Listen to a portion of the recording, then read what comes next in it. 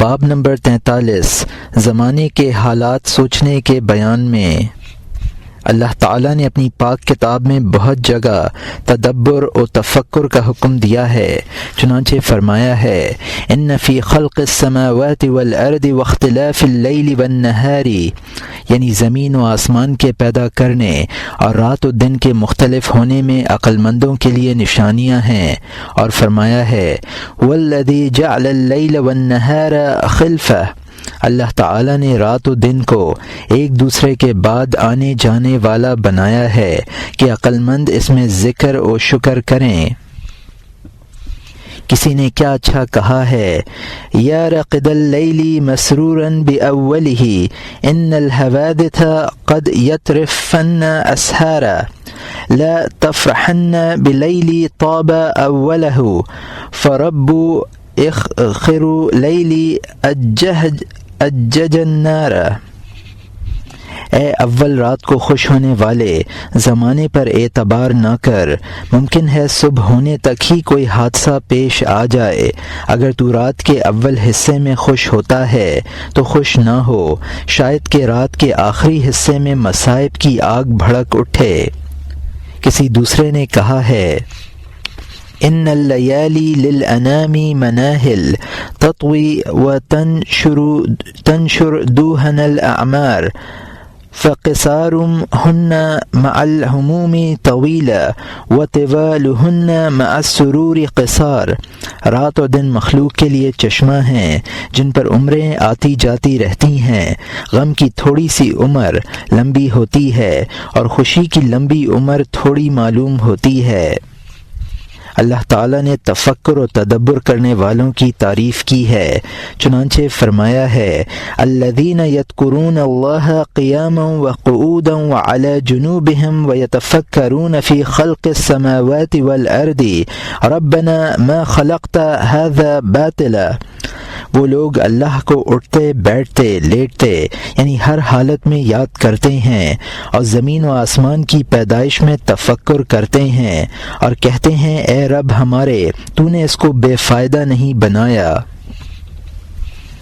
ابن عباس رضی اللہ عنہ سے روایت ہے کہ کچھ لوگ اللہ کی ذات کے متعلق سوچ رہے تھے، رسول اللہ صلی اللہ علیہ وسلم نے ان کو کہا اللہ کی مخلوق میں تفکر کرو اور اس کی ذات میں تفکر نہ کرو کہ اس کی ذات کی ماہیت تمہاری قدرت سے خارج ہے، عقول انسانی کی وہاں تک رسائی نہیں ہے۔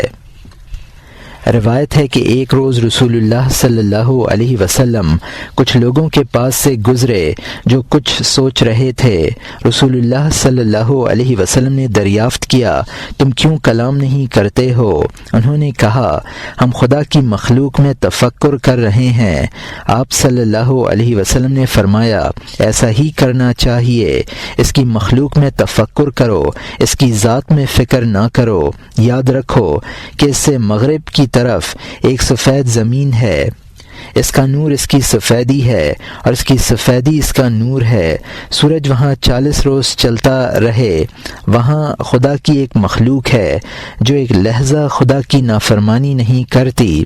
لوگوں نے کہا یا رسول اللہ صلی اللہ علیہ وسلم کیا وہاں شیطان نہیں ہے؟ فرمایا وہ جانتے بھی نہیں کہ شیطان پیدا ہوا ہے یا نہیں۔ انہوں نے پوچھا کیا وہاں آدم علیہ السلام کی اولاد نہیں ہے؟ فرمایا وہ جانتے بھی نہیں کہ کوئی آدم پیدا ہوا ہے یا نہیں۔ عطا کہتے ہیں کہ ایک روز میں اور عبید بن عمیر حضرت عائشہ رضی اللہ عنہ کے پاس گئے اور پردے میں ان سے باتیں کیں۔ عائشہ رضی اللہ عنہ نے پوچھا اے عبید تمہیں کیا چیز ہماری زیارت سے منع کرتی ہے؟ عبید نے کہا رسول اللہ صلی اللہ علیہ وسلم کا مقولہ زرغبن تزدد حب، کبھی کبھی زیارت کرو کہ محبت بڑھے۔ پھر عبید نے پوچھا یا عائشہ رضی اللہ عنہ ہمیں رسول اللہ صلی اللہ علیہ وسلم کی سب سے عجیب بات جو آپ نے دیکھی ہو بتلائیے۔ عائشہ رضی اللہ عنہ رو پڑیں اور کہا کہ رسول اللہ صلی اللہ علیہ وسلم کا ہر ایک کام عجیب ہی ہے۔ ایک روز میرے پاس آئے، یہاں تک کہ آپ صلی اللہ علیہ وسلم کی جلد نے میری جلد کو مس کیا، پھر کہا مجھے چھوڑ دے کہ میں اپنے رب کی عبادت کروں۔ پھر آپ صلی اللہ علیہ وسلم نے اٹھ کر مشک سے وضو کیا، پھر نماز پڑھنے لگے اور روئے یہاں تک کہ داڑھی تر ہو گئی، پھر سجدے میں اس قدر روئے کہ زمین تر ہو گئی، پھر پہلو کے بل لیٹ گئے یہاں تک کہ بلال نے صبح کی اذان دی اور رسول اللہ صلی اللہ علیہ وسلم سے پوچھا، یا رسول اللہ صلی اللہ علیہ وسلم آپ کیوں روتے ہیں حالانکہ اللہ تعالی نے آپ کے اگلے پچھلے سب گناہ معاف کر دیے ہیں؟ فرمایا، میں کیوں نہ روں حالانکہ اللہ تعالی نے آج رات مجھ پر یہ آیت نازل کی ہے، ان فی خلق السماوات والارض واختلاف اللیل والنہار لآیات لأولی الالباب، کہ آسمانوں اور زمینوں کی پیدائش اور رات اور دن کے کم و بیش ہونے میں عقل مندوں سوچنے والوں کے لیے اس کی قدرت کے نشان ہیں۔ پھر فرمایا، افسوس ہے اس پر جس نے اس کو پڑھا اور تفکر نہ کیا۔ کسی نے اوزاعی رحمۃ اللہ علیہ سے دریافت کیا کہ تفکر کی حد و غایت کیا ہے؟ کہا کہ ان کو پڑھے اور سوچے۔ محمد بن واسع رحمۃ اللہ علیہ سے حکایت ہے کہ ابو ذر رضی اللہ عنہ کی موت کے بعد ایک شخص نے ام ذر سے جا کر پوچھا کہ ابو ذر کی عبادت کیا تھی؟ کہا کہ سارا دن گھر کے گوشے میں پڑے ہوئے تفکر اور تدبر میں لگے رہتے تھے۔ فضیل رحمۃ اللہ علیہ کا قول ہے کہ تفکر کرنا اور سوچنا ایک شیشہ ہے جو تیری نیکی اور بدی کو ظاہر کرتا ہے۔ ابراہیم سے کسی نے پوچھا کہ آپ بہت سوچتے ہیں؟ کہا کہ سوچنا عقل کا مغز ہے۔ سفیان بن عینیہ رحمۃ اللہ علیہ اکثر شعر ذیل کو پڑھا کرتے تھے، اذا المرء كانت له فکرہ ففی کل شیء له عبرہ، جب انسان سوچنے والا ہو تو ہر ایک چیز سے عبرت حاصل کرتا ہے۔ طاؤس رحمۃ اللہ علیہ سے روایت ہے کہ حواریوں نے عیسیٰ علیہ السلام سے دریافت کیا کہ اے روح اللہ، کیا آج روئے زمین پر کوئی آپ کا ہمسر ہے؟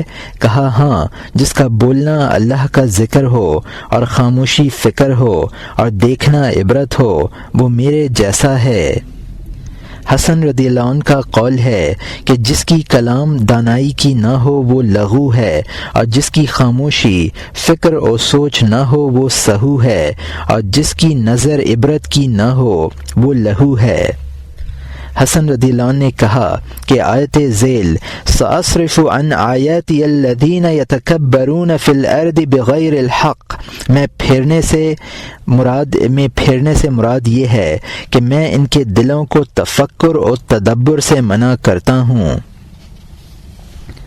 حضرت ابو سعید خدری رضی اللہ عنہ سے روایت ہے کہ رسول اللہ صلی اللہ علیہ وسلم نے فرمایا ہے کہ اپنی آنکھوں کو عبادت کا مزہ چکھاؤ۔ لوگوں نے پوچھا، یا رسول اللہ صلی اللہ علیہ وسلم آنکھ کے لیے عبادت کا مزہ کیا ہے؟ فرمایا کہ قرآن کو دیکھنا اور اس میں تفکر و تدبر کرنا اور اس کے عجائبات کو عبادت کی نگاہ سے دیکھنا۔ ایک عورت جو کہ مکے کے نزدیک کسی گاؤں میں رہا کرتی تھی کہا کرتی تھی کہ اگر متقیوں کے دل آخرت کی نعمتوں کو جو ان کے لیے پردہ غائب میں جمع ہیں سوچتے تو ان کے لیے دنیا کی زندگی بھلی معلوم نہ ہوتی اور ان کی آنکھ دنیا میں سرد نہ ہوتی، یعنی خوش نہ ہوتی۔ لقمان علیہ السلام تنہائی میں بیٹھتے تھے۔ ان کا آقا کبھی گزرتا تو کہتا، اے لقمان، تو ہمیشہ تنہا بیٹھا رہتا ہے، اگر تو لوگوں کے ساتھ بیٹھتا تو میرے سے ان کی دوستی و الفت ہوتی۔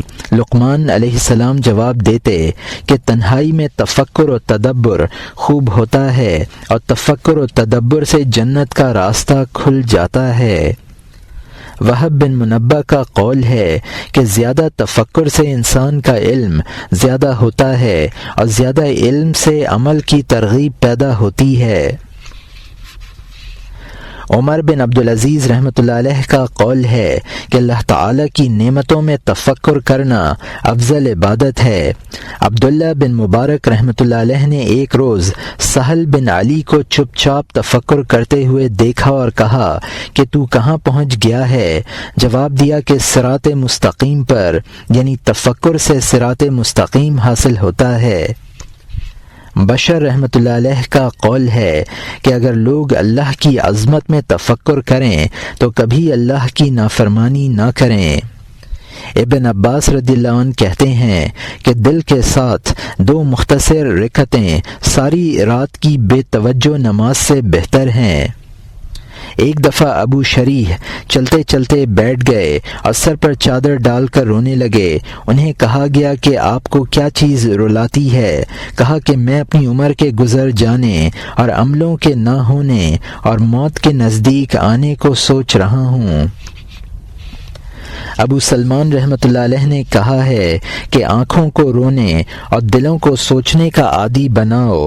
نیز انہوں نے کہا ہے کہ دنیا کا فکر آخرت سے روکتا ہے اور اللہ کے دوست اس کو عذاب سمجھتے ہیں، اور آخرت کا فکر حکمت و دانائی پیدا کرتا ہے اور دلوں کو زندہ کرتا ہے۔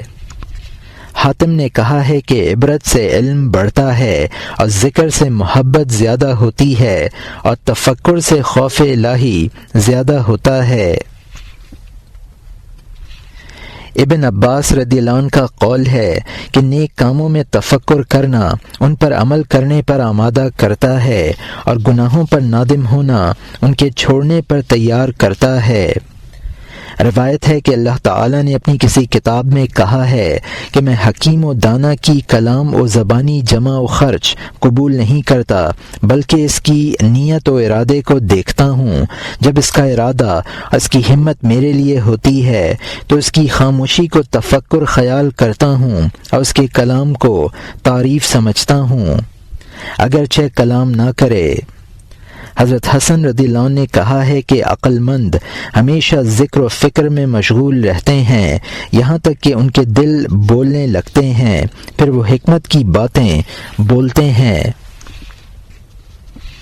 اسحاق بن خلف شکایت کرتے ہیں کہ ایک دفعہ داؤد طائی رحمۃ اللہ علیہ چاندنی رات میں اپنے کوٹھے پر چڑھے اور آسمان و زمین کے حالات سوچنے لگے۔ آسمان کی طرف دیکھتے جاتے تھے اور روتے جاتے تھے کہ اپنے ہمسائے کے گھر میں گر گئے۔ ہمسایہ ننگے بدن ہاتھ میں تلوار لے کر باہر نکلا کہ کوئی چور ہے۔ جب داؤد پر نظر پڑی تو تلوار ہاتھ سے رکھ دی اور پوچھا کہ آپ کو کس نے کوٹھے سے گرایا ہے؟ کہا کہ میں نہیں جانتا۔ جنید بغدادی رحمۃ اللہ علیہ کا قول ہے کہ اعلیٰ و اشرف مجلس یہ ہے کہ انسان توحید کے میدان میں بیٹھ کر تفکر کرے اور معرفت کی ہوا کو سونگھے اور دوستی و قرب کے دریا میں محبت کا پیالہ پیے اور خدا پر حسن ظن رکھے۔ پھر کہا سبحان اللہ، یہ مجلس کیا ہی عمدہ اور اس کا شراب کیسا ہی لذیذ ہے، خوش قسمت ہے وہ جس کو یہ نصیب ہوا۔ شافعی رحمۃ اللہ علیہ نے کہا ہے کہ کلام میں خاموشی اختیار کرو اور تفکر و تدبر سے کام کرو۔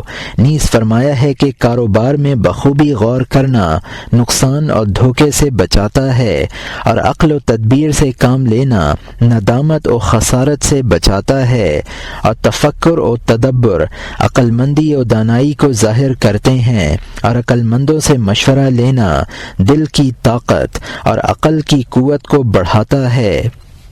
بس کسی کام کے ارادہ کرنے سے پہلے سوچ لینا چاہیے اور کاموں کے ہجوم سے پہلے ان کا انتظام کر لینا چاہیے، اور کسی کام پر پیش قدمی کرنے سے پہلے عقل مندوں سے مشورہ کر لینا چاہیے۔ نیز انہوں نے فرمایا ہے کہ فضائل 4 ہیں۔ پہلا، حکمت، اور وہ فکر و تدبر سے پایہ کمال کو پہنچتی ہے۔ دوسرا، عفت و پرہیزگاری، اور وہ قوت شہویہ کو اعتدال پر لانے سے حاصل ہوتی ہے۔ تیسرا، شجاعت، اور وہ قوت غضبیہ کو حد اعتدال پر لانے سے حاصل ہوتی ہے۔ چوتھا، عدالت، اور وہ قوائے ثلاثہ کے اعتدال پر لانے سے حاصل ہوتی ہے۔